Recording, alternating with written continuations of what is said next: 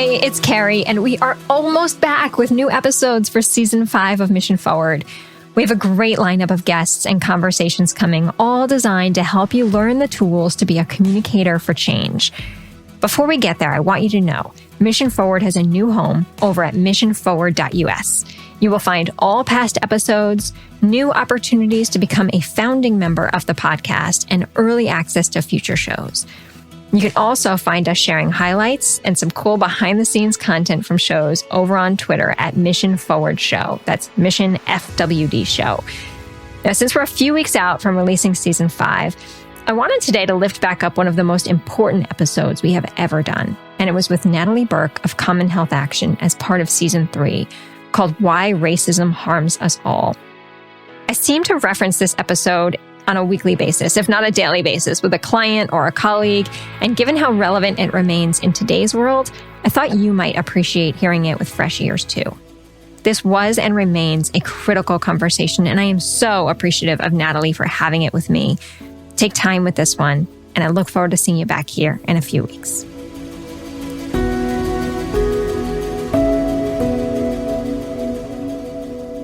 Natalie Burke, thank you for coming back on Mission Forward. You are not just a friend and a mentor, but one of the greatest influencers in my personal and professional life. And I cannot say that enough. I have told you that, I think, but I have also told many, many people in my life how much you have influenced and pushed me along. And so I'm especially grateful that you're here with me today. It's your words, it's your questions that I recall 2013, 2014, were the match that ignited my equity journey. And at every turn, you keep pushing me further along that path. So I am beyond grateful for you and for your time today. I don't know what to say, but thank you, Carrie. I'm a little bit shocked, but we'll go with it. Thank you. And it's been great to see your evolution. You have maybe in the past couple of years started using this phrase, which I love. You are a self-proclaimed equity evangelist. And if that's true, I am a loyal follower, as I have just said. But I want you to tell our listeners a little bit more about what you do. My work is really about how do I bring an awareness, a commitment into untraditional spaces where people don't necessarily think about equity, and present it to them in such a way that they are compelled to engage in bringing equity into whatever it is that they do in the world. So a lot of times it means that I am working hard to help them to connect dots and to see pathways into this space that is about fairness and justice and meaning. And it means that I have to serve as a translator. You know, those of us who are committed to this work that is about equity, diversity, and inclusion can sometimes get lost in our own narrative and our own conversation. And what I'm always trying to do is to figure out, how do I make it relevant to people in spaces that don't think about this every single day? So I'm trying to create a conversation where, regardless of who you are or what you do, you see a space and a place where you can plug in, and that not only can you add value, but that this can bring value to your life. And what do you want our listeners to know about who you are, right? The first question I asked you is not typically the one I ask, which is, what do you do? But who are you and why do you do it? So I am Irma Burke's granddaughter. I am Joan Burke's daughter. I am a child of immigrants. And how I came to this work is in a pretty honest way. When I was about 19 and I was in college, I started to get phone calls about my grandparents' health.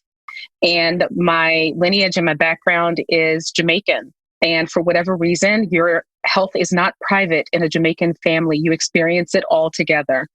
And my grandparents, who I grew up with in New York, were so near and dear to my heart.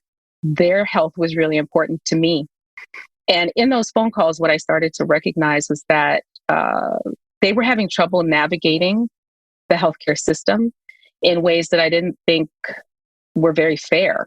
And they were people of means to some degree. My grandfather was retired and had a great retirement from Pan Am and so on. And it was through that I started to recognize that your health isn't an accident. It doesn't just happen.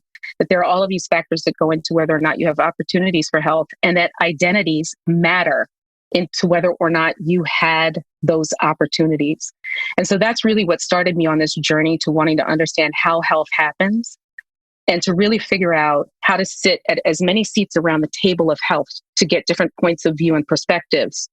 And so that now my job is to try to connect all of those things so that all people have fair opportunities to achieve their best possible health. That's how I kind of got here.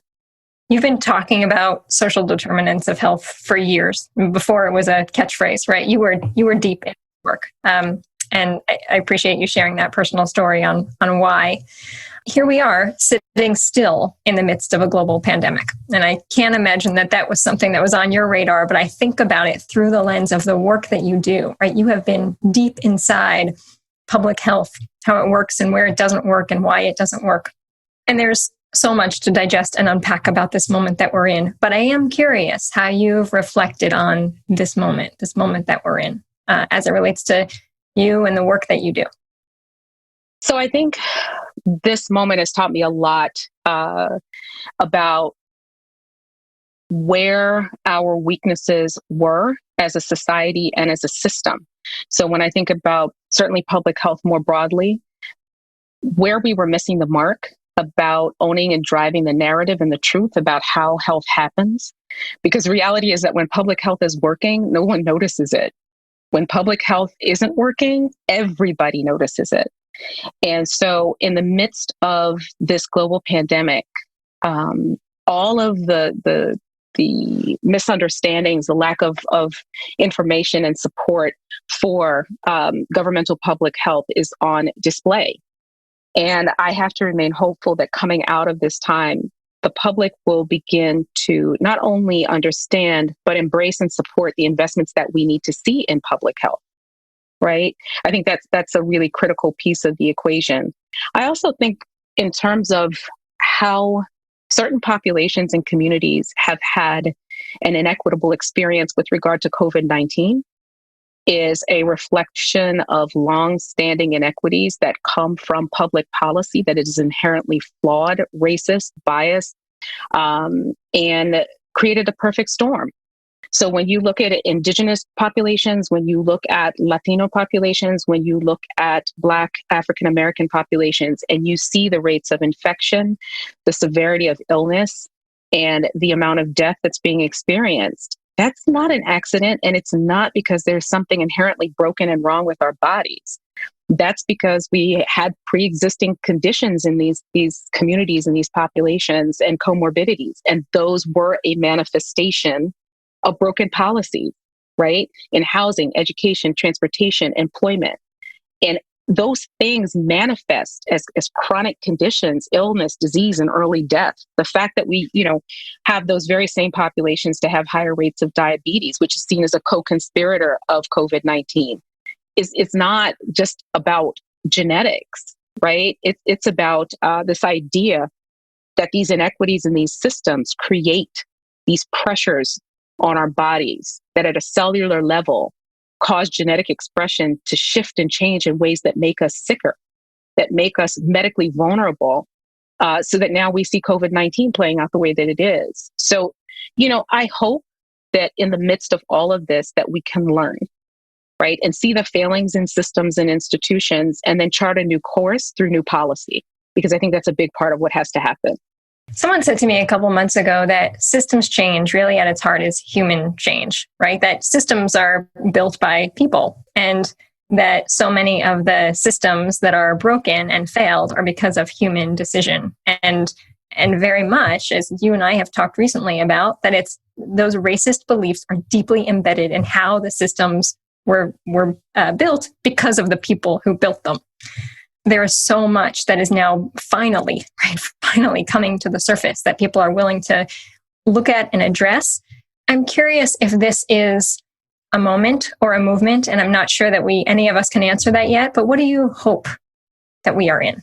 I think it is a moment with potential for a movement, but I think that there are some really critical things that need to happen. So the good news is that human beings are hardwired for fairness. Our brains actually light up when fair things happen. Yay, us. And at the same time, we have this propensity to to be prejudiced and to have biases for people who are like us and so on. And we have implicit bias, running in the back of our brains while we're moving through society. So all of that stuff is happening at the same time.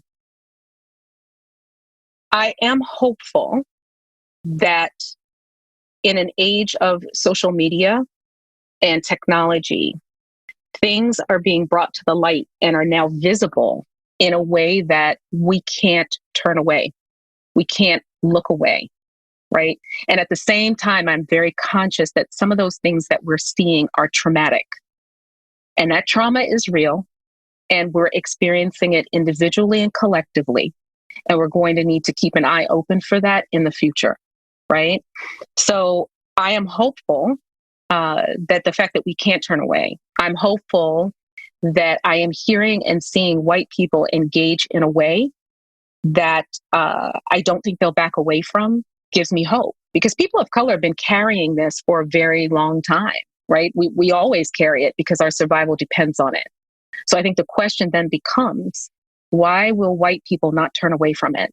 How do we make sure that white people stay engaged and this isn't a moment for them? It's never a moment for us because our survival depends on it, right? It is always a movement for us because our survival depends on it. But for white people, I think the question is this a moment or is it a movement? That's it.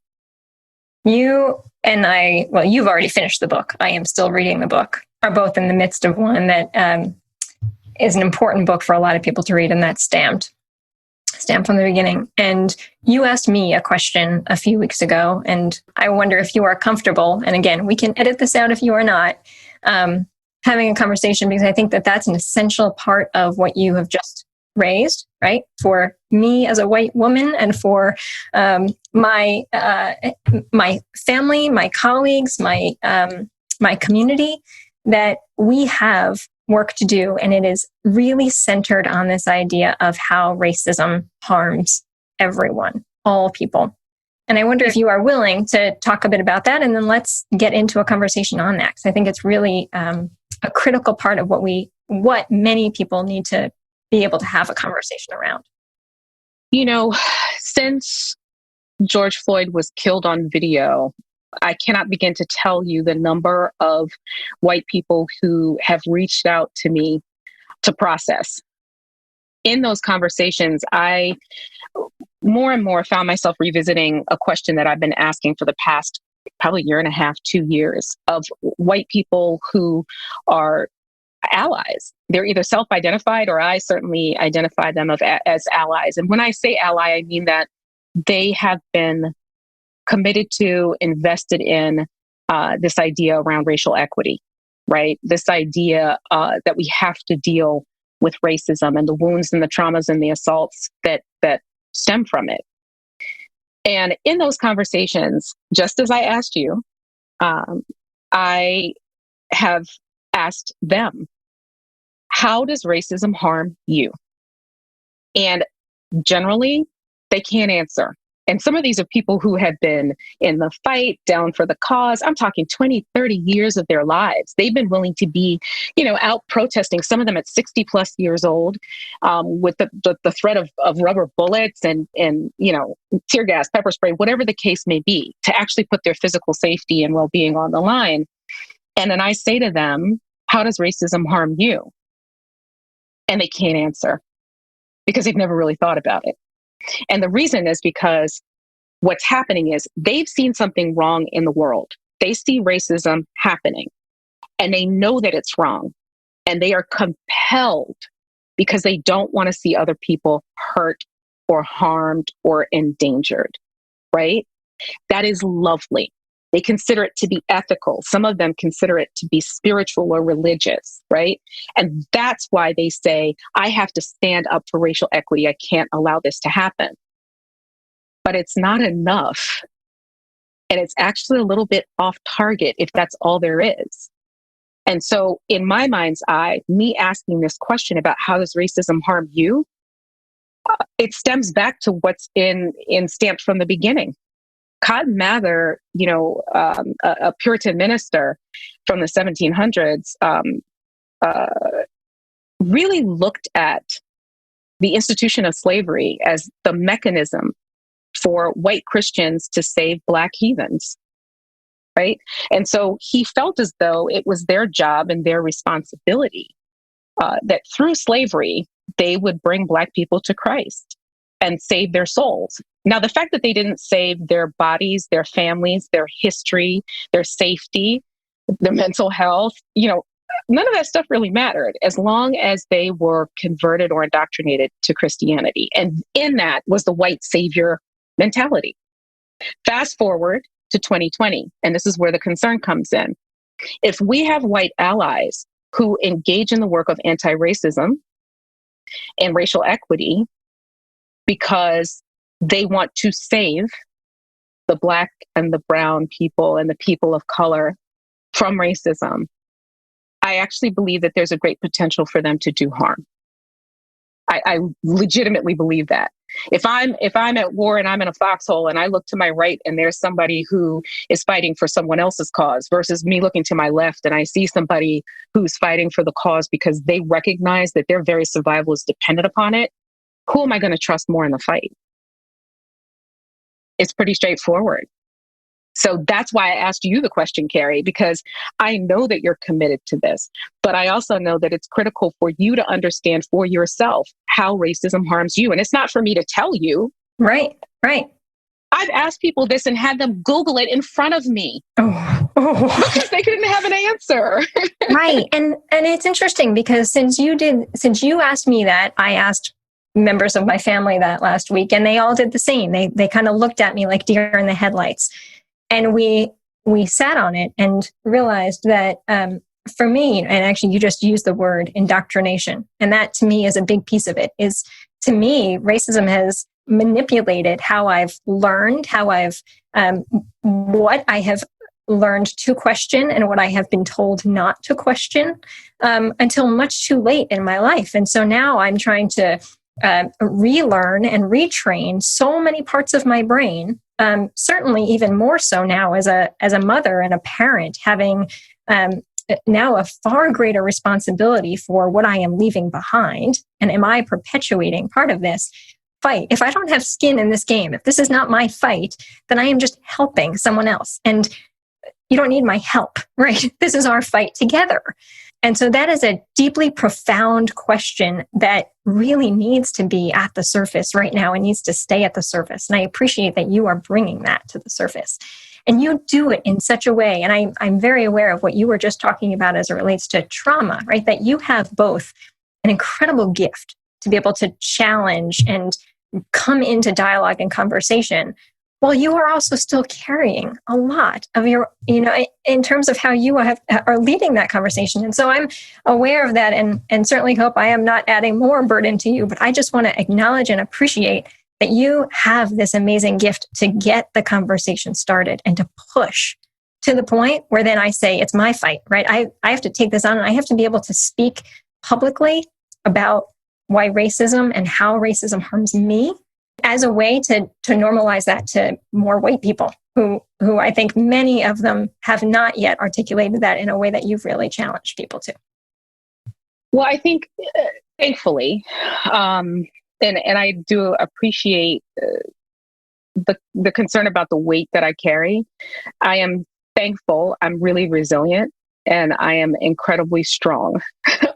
My father is always reminding me that I come from West Coast, Aiken-speaking African people who have survived many, many things over a very, very long time. And I'm very thankful for that. And I think part of what has equipped me for being able to pose the question that I posed to you, and it's something that I had to recognize, people who come from oppressed identities engage in their oppression in terms of discussing it constantly because it's a matter of survival. It's not because we feel like we're victims. I would never claim that, but it is a necessity to be able to strategize and navigate oppression to not only survive, but to succeed and thrive, right? And that's why we talk about it and engage about it. White people don't have to do that. And so in that, I find that many white people who are very well intended are very ill equipped to have the conversation. And here's the problem. If white people who have the power of white privilege spend all their time talking about the oppression of people of color, they spend very little to no time reflecting on the privilege they have, the experience of this society as a whole. And it means that they are inept and ill-equipped to be the type of ally that we actually need, so that we can't turn back from the moment, so that we actually create the movement. And if they cannot, in essence, tip into that space, I am concerned that this stays a moment, right? So that's why I have to push. That's why I have to say, why do you have skin in this game? I don't need to know for me.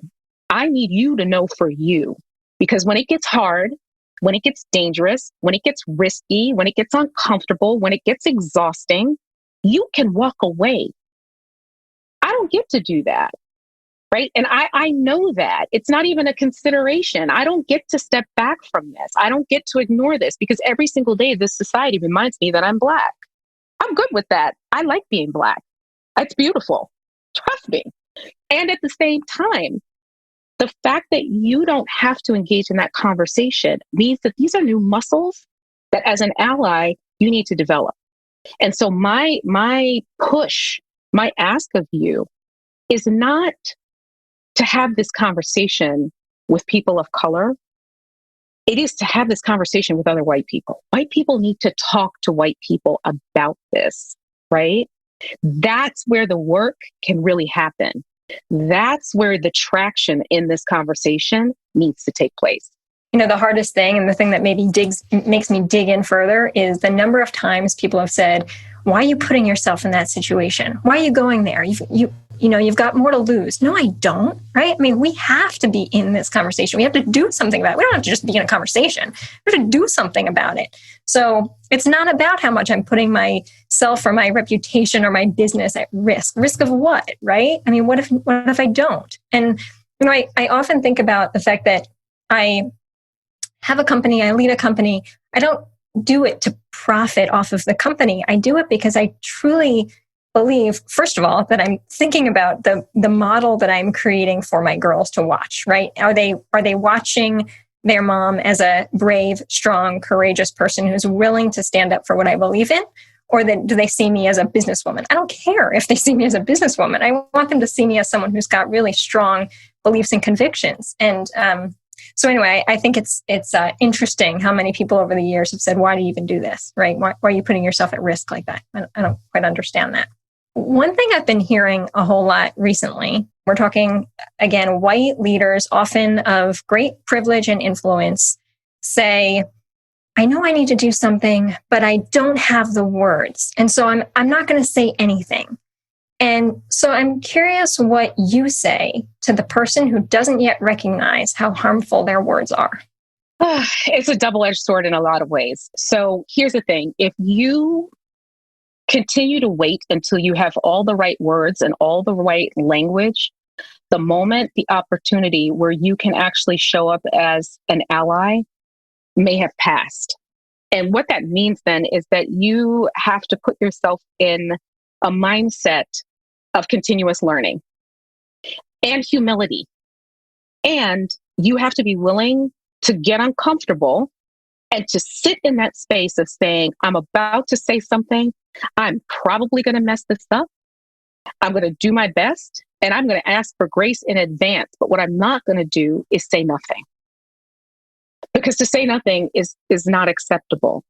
And so me writing How to Fix a Broken Tongue, me writing The End of Non-Whites, is an attempt to help to give people other ways of saying things, right?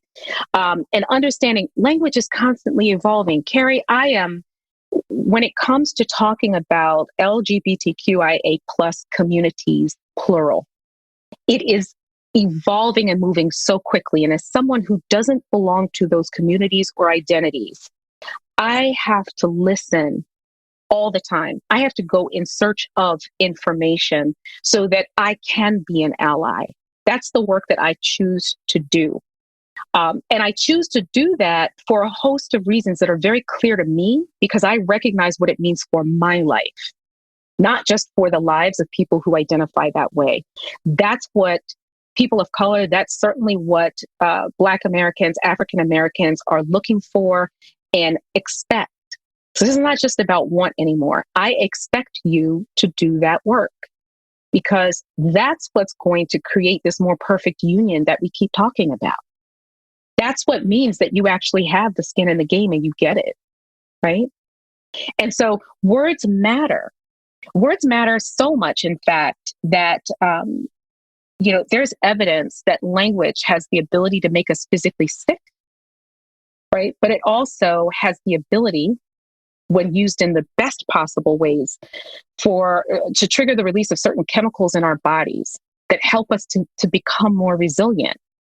So let's use language in a way that can support equity, that can help to bolster people and bolster populations, but also can help us to have conversations.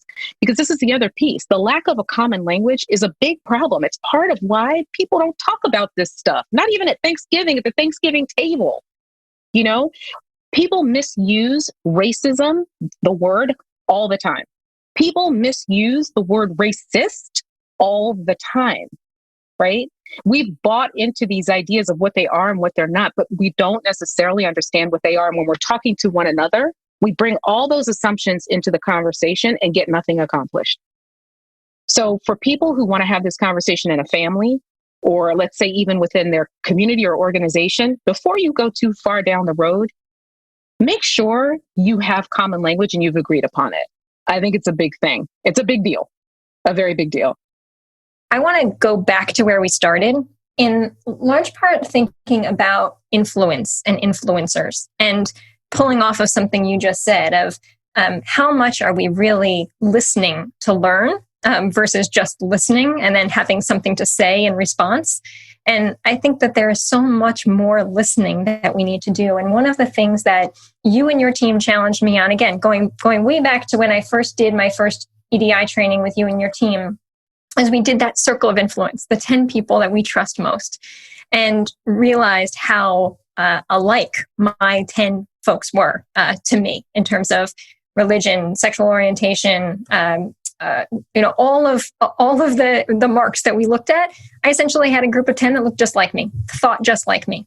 And so I have very intentionally shifted that team of 10 over the course of the last 10 years, a little less than 10 years, I guess, to now really be proud that you and the entire list is much more diverse than it once was. And that's my circle of influence. That's my circle that I learn from and listen to.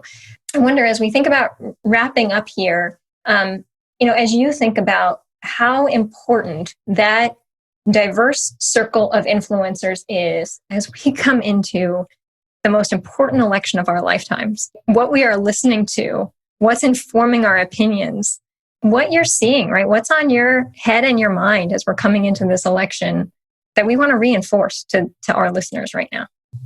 I think that this is a time where we can't afford for anyone to be on the sidelines. I think that there are so many opportunities for people to engage in creating the world and the future that they want to see become a reality. The thing that I hope as a starting point is that people do the personal reflective work. It's easy to read a book and read somebody else's words. It's easy to watch a podcast or to listen to a podcast or to watch a show. Those are things that you can do. It's easy to go on your phone and make a donation. It's easy to say that you'll phone bank for a candidate. It's easy to watch the news and rage. It's hard to look at yourself first and to recognize the work that you have to do. And so one of the things that I encourage people to recognize is that you cannot swim in dirty water and expect to be clean. This is a society that has been built on racist, classist, sexist, xenophobic ideology for hundreds of years. And we have created a history and a culture that is dirty water, and we are all swimming in it. And we are all, to some degree, carrying that. The first step before we look to try to clean up everything else is to figure out what does it mean for us to clean up ourselves. And I'm not saying do one or the other. I'm saying do the personal work and do the work of being civically engaged and informed and educated and connected to other people. And then I think this is the key. You know, when you talk about diversifying your circle of influence, you didn't go about that collecting people and saying, I'm missing this identity. Let me go find somebody. What you did was to put yourself in spaces and create opportunities where you could be in authentic relationship. That's the difference. When we are not in authentic relationship with one another, it leaves these blank spaces of information that we get to fill in and prejudge.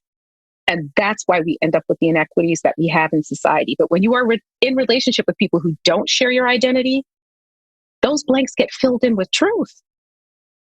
Racism is a lie. It's a lie that we continue to perpetuate generation after generation, day after day, right? So it's time for us to peel back the layers on that and to actually get to the truth of who we are as human beings. And we do that by being in close relationship with one another. So I hope that in the midst of all the vitriol and the hyperpartisanship and the polarization that is being driven, by social media and everything else, that we can figure out what it means to actually be in authentic relationship with one another. And in that, to get rid of the lies. Because I think that that's the first step to us moving this from being that moment into being that movement. Natalie, I am so grateful to you and to the gift that you are to everyone who gets to know you and learn from you. Thank you so much for being with me and in conversation with me today. And I wish you good health and good rest and all good things ahead. Thanks, Carrie, and thanks for being willing to have the conversation. This work is important. I'm glad you're in it.